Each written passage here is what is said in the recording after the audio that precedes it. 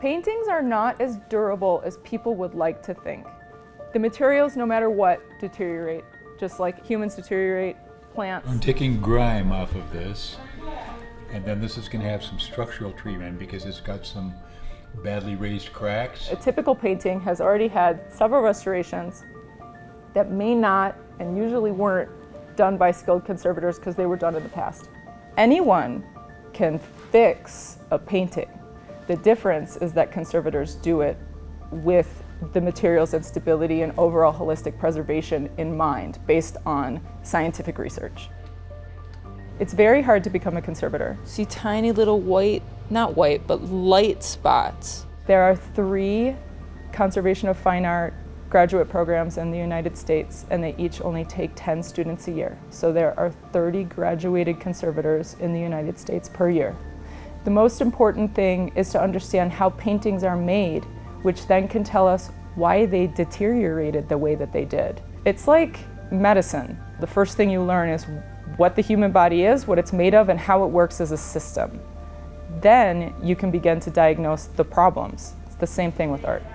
These are some images of paintings that we've worked on in the past. For example, here is a Jackson Pollock painting that we treated in 2022, and it actually recently just came back for treatment. Here's the box that Pollock came in. One of the most important tenets of conservation is that anything we do to a painting is reversible. I'm using a citric acid solution. We use citric acid a lot in cleaning. We never ever add conservation painting materials over the original paint layer. We paint just in tiny dots because we don't want to ever go over original paint if we can avoid that. We can do wonders for paintings. Paintings can look absolutely terrible and without hope when they come in, and they leave looking beautiful with clients overwhelmed with emotion of seeing this family painting again, looking gorgeous and something that they can be proud of for years to come. Most of the time when people bring me paintings to do forensic research on, it is because they want to know who painted the painting, because they want to sell a painting.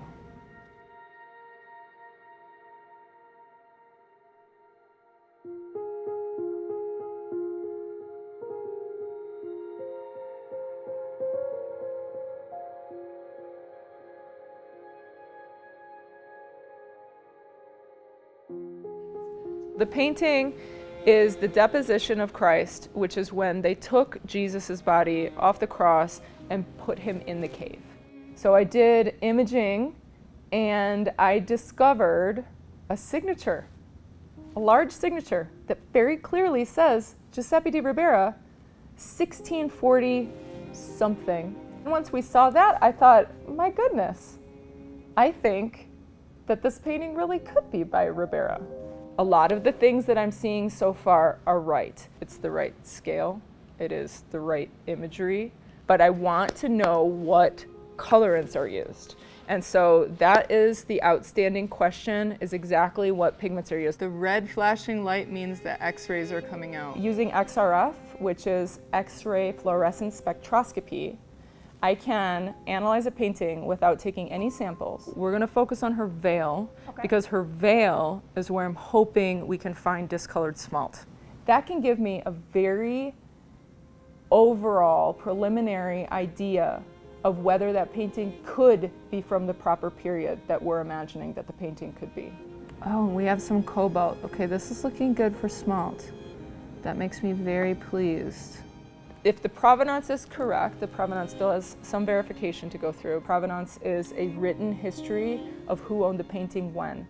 If the provenance is correct, this painting is one that had been known from Ribera's oeuvre for centuries and then has sort of been lost for decades.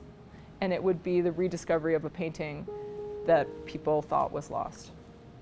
If a museum or collector of this type of work were to buy the painting through an auction house, it would go for millions.